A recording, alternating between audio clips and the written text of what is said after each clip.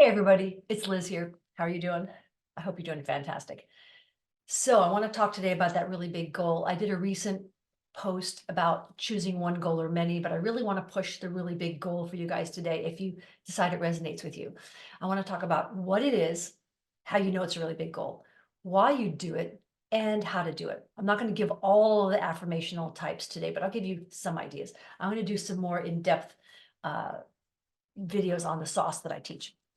All right. So what is a really big goal? A really big goal is so big that it scares you.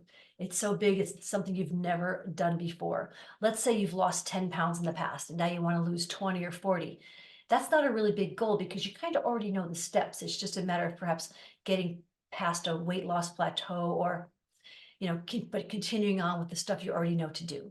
It's kind of, you kind of know it. It's just going to take longer, perhaps. All right. A really big goal is no idea. So a little goal is maybe adding to your income by $1,000 each month. Well, maybe you could do some of the same things, maybe get a side hustle, a part-time job. You kind of know maybe how to get to 1,000. And like I'll say later, there's often maybe 1,000 ways to get $1,000 in your pocket every month. But if you go for earning $1 million a year, it is scary and you have no freaking idea how you're going to get it. No idea. And it actually pushes past your ego and your logical sense. It moves past your conscious mind and your five senses.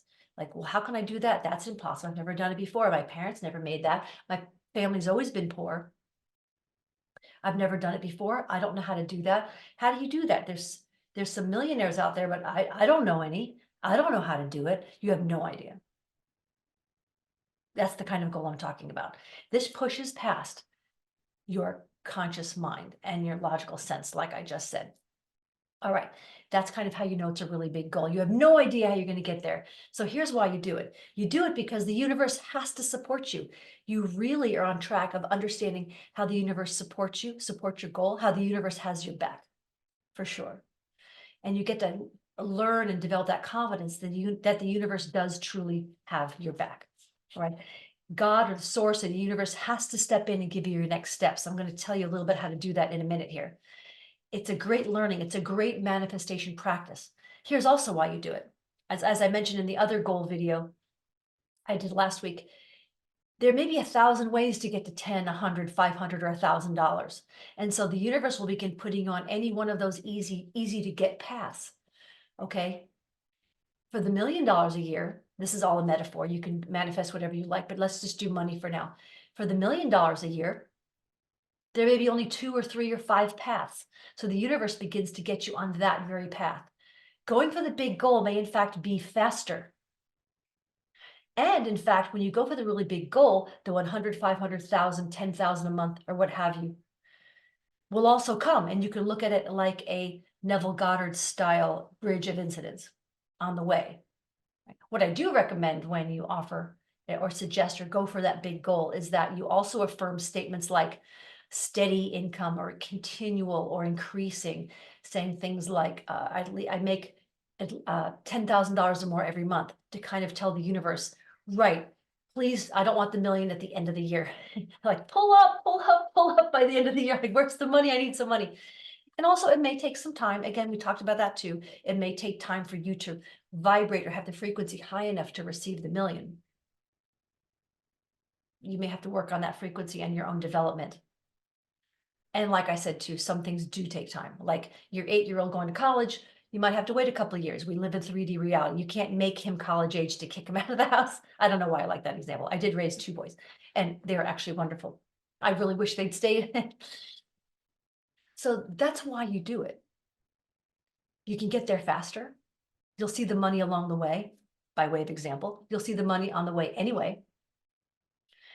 It shows you that the universe has got your back, and you've developed that confidence of just that training, that personal training of leaping into the abyss of the really big goal. If you can't, you can't. If it's too scary, by all means, if it doesn't resonate with you. I'm just saying, I'm just suggesting, if you can, go for that really big goal.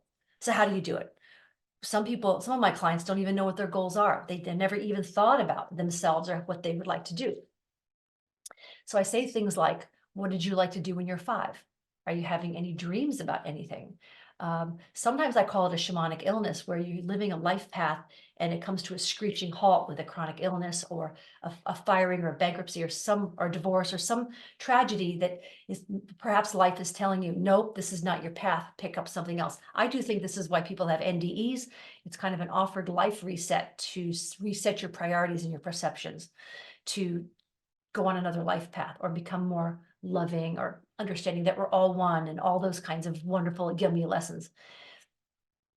I think we do have those set points. So if you have a shamanic illness, something like that, what did you like to do when you're 5? What are you dreaming about? Also, what are you curious about? What are you interested in? And I want to tell a couple stories by way of example. I have a young friend who wants to be a death doula really badly. She had no idea, so I was counseling her. And I said, I don't have any idea either. I think you probably need to get some education, do some volunteer work, and perhaps get some sort of certification. You know, the world likes certifications to make sure you're not causing any harm and to get a little money, a little bureaucracy. uh, so we worked it together, but she researched death doula and she realized that a good path in, a step in that direction is becoming volunteering as in a hospice place. So she's doing volunteer hospice work and she has some weekly clients she goes to visit. And then we also talked about, I said, hey, on the way, what kinds of things can you be learning to move toward this goal she has? Now, she already did know that goal. She just wants to be around people when they croak. I love it. I like it too. It's actually wonderful. And I don't have that sentimentality. I can support families and support the dying. I love it. I thought of becoming a hospice chaplain at one point. So we talked about different things she could begin to learn, like, well, maybe counseling, so that you can counsel family members, the bereaved, and you could counsel the person who's on their way out of the earth plane. Perhaps you want to learn bedside manner or different religions because you want to help people croak according to their faith background. I think ideally, if they don't have one, you can offer something. For example, in my shamanic training, I learned how to have the soul leave the body. I've done it for people. You can lift them up out of body and they can realize they're immortal, have immortal souls, and you put them back in. But the dying, you can also assist them to leave. I haven't done that in many, many years. So if someone has no faith practice or they're on their own or the family doesn't mind, you could do it shamanically. So I offered to teach her that system. It's a very private, secret thing because you just don't want to kill people. And it's not really good unless they're really close to leaving the earth plane, I'll put. So she's on her path. So she knows the things she'd like to learn. She's on the way and she's just on the way. And along the way, she may change her goal. She may stay in hospice. She may become a chaplain. And another quick example I have is when I was deployed this last time, I met a very crusty, surly, and well-accomplished sergeant major who was in his last year. He was about to retire. And he's like, ma'am, I don't know what I want to do. I don't know what to do. And I said, well, what do you like to do? He goes, well, I think I like vehicles. I like heavy equipment operating. I like stuff. I like machines. I like John Deere stuff. I like bulldozers and excavators and front end loaders. I like these big machines. I like skid steers. So he was looking into that. But he said, I don't want to do that. And I thought about cars. Before I came on this deployment, he was a reservist. I was trying to work at a car dealership. Maybe I want to be around cars. It never worked out for him, but he's on his path. And while he was deployed with me, we tracked and talked and did research on, do you want to maybe go to engineering school and design vehicles, cars, airplanes? Do you want to work, be an airplane engineer? Or like my brother's an electrical engineer for airplanes. Maybe you want to go back and get some engineering titles or training. No, I don't want to do that. What I really want to do is weld. So he researched welding. He took the online portion of a welding class when he was deployed. He was planning on doing the welding when he got back. And he actually left near his last days. He said, ma'am, I think I want to do art. I want to do metal art. I want to I see myself putting together wrought iron gates for people, or putting maybe garden art or yard art for people, or building furniture, welding personalized furniture or to attach to a dwelling or to have in the yard. And he was going to go home and look into that. So see what I'm saying is he had the initial desire to learn more about metal or machines somehow. Oh yeah, that's right. He also wanted to weld together machines that moved. So making art that would blow in the wind. So he had the idea of machines, metal, movement, maybe some crazy Rube Goldberg devices someday. But he went home with I'll say it, he expanded and honed his desire of what he thought he really wanted to do. So sometimes you don't get this surly sergeant major wasn't able to think at first that he wanted to make art and weld metal. That was too far a stretch for him. That was a bridge too far for this man, accomplished soldier. So he had to take the steps. Well, heavy machinery could be cool. That's cool. That's manly. He was almost a Sigma male. Working on cars could be manly, but he explored his options and finally came upon this idea of welding art. And he was able to accept that artist in him and that creativity as he allowed himself to think. So what you initially think is your passion may be a step on the path, like toward death doula or toward carving or welding metal art together. So you follow your next thing. So another way I'll say it is how to find your passion is all the things I mentioned, but also when you decide on a passion, and maybe it's an initial curiosity, like I said, will change. I remember working with another client one time, and she said, I don't know if I want to be a psychologist or not. I don't know. It's just too much effort to just go to psychology school. I said, well, you don't have to decide to just go to psychology school and just start right now. Why don't you go sit in on a class? Talk to a psychologist about the career. What are the standards of care? What are the certifications or training required? What is the testing like? What is working with clients like? What is boundaries like?